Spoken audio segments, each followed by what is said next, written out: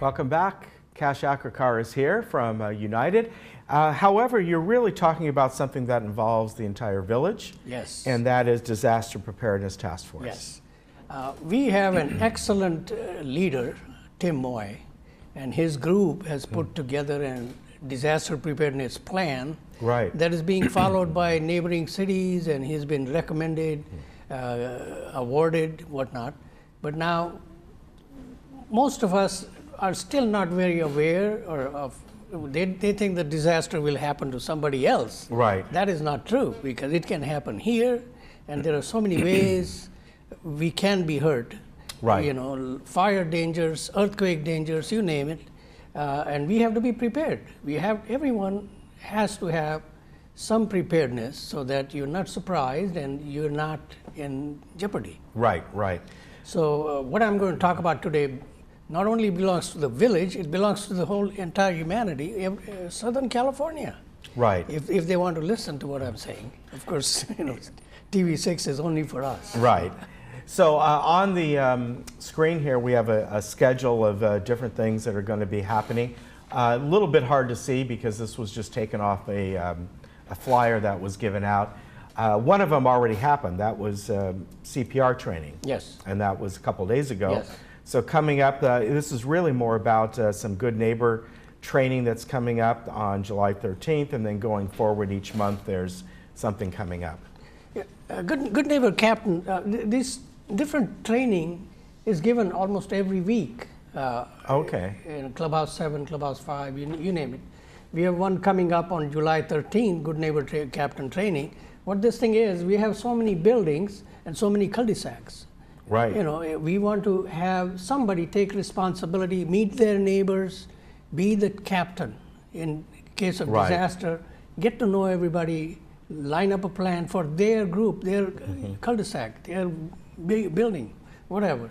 So you're prepared. Right. And Disaster Preparedness Task Force under Tim Moy provides the required training, required paperwork, and you know, it's a good thing. Yeah, it is. You have to, not only will you enjoy it, you will earn brownie points with the guy in the sky, helping your own neighbors and helping yourself.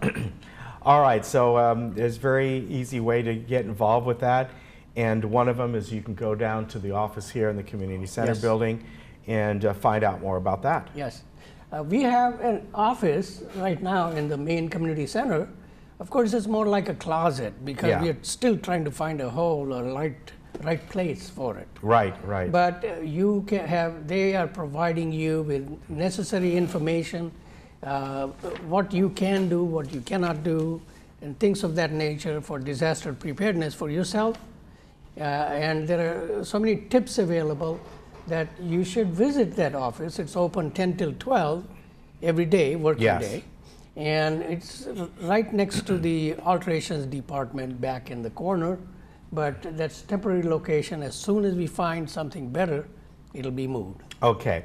Now, just in general, you know, you've got some tips. We've got a graphic that we'll put up here. Just how to be prepared. And this is one I just found online. Different things might suit you better, but you know, it's basically kind of a grab and go type thing. And you know, where you're prepared and you've got some sort of a backpack or whatever it might be of what you, just some of the things that you may need. We have so many survival kits. I brought one from my goodie bag. This costs only $6. It has got lots of water as well as food bar. Yes, yeah. And something you should have handy in case of disaster. Other things you can do, main thing happens in disaster, you run out of water. Right. And on general, approximately 20 gallons of water you need per person to survive through a disaster like this. Okay. And fortunately, we have water heaters in every room, every unit. Yeah. That are like 40 gallons. All you need is to get a white portable hose and have it handy. Yeah. As soon as the disaster happens, and if your water heater is accessible, you should go there, turn off the power supply to it. Right. and turn off the water going out to your sinks and other things in the house, and see if you can hook up the hose so you can tap and drink water. Okay. Okay, and it's very simple, not a complicated application, but you have to realize what to do. Other things you can have yourself is the kits that are available in your storage. You have one-person kit, you have two-person kits, car kit, you name it.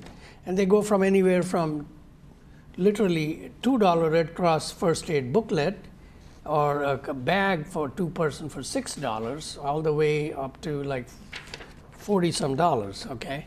But you should be prepared. Now, can I talk more on Yeah, this? please. Yeah. What you need to do in case of disaster is different things such as, what do I do with it? Okay, you have to develop a disaster preparedness plan so everybody in your group knows where to go, where to meet, where to assemble, and what you need to do.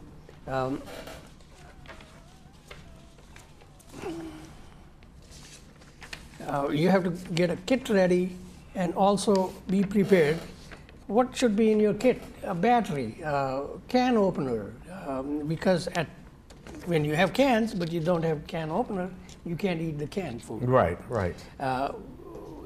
Incidentally, ready-to-eat food is available, will be soon available in our disaster preparedness office. Okay. You have to have basic first aid kit, you have to have battery-powered flashlight, radio, fresh drinking water, most needs for food for pets, if you have pets, a fire extinguisher if you have handy, blankets, beddings, all kinds of things. These brochures are available for anybody who can just visit the office. Yeah. Okay, and some of the things that you need to have extra in your survival kit, as I said, some walking shoes, first aid kits I talked about, toiletries, plastic sheeting for windows, etc. Gloves is another important thing, Right. because you need to pick up broken glass and you don't want to cut yourself. And some loose money like dollar bills, enough to survive, because most likely banks will be also closed. Right. In case of. And keep your medicine that you use. They are in the refrigerator, but keep a history. So someone comes in checking on you, your good neighbor captain, he will know to go pick up your medicine or whatever. And all kinds of things. Please try to support our Tim Moy's efforts and help ourselves and help our neighbors, basically. All right. And again, down first floor is the office. Yes. And I know like you said, you guys are looking for something a little bit bigger. Bigger, yeah. But it is going to take time because we're so crammed up for a place. Yeah. And we don't want to hide that office in some other clubhouse which is not frequently visited. Right, right. The main town center sees more people on a daily basis. That's Right. why we have it there. Yeah. But we'll think of something. All right. Very good. Cash, always good to see you. Thank you so much. You take care, and we'll be right back. Thank you, everybody. And I would like to see you guys at the July meeting in Clubhouse Dining Room 1 in Performing Arts Center about Okay. Good Neighbor Captains. Be All your right. And leader. we'll make sure to mention that as we get close Thank to you. that date. Thank All right. We'll be right back.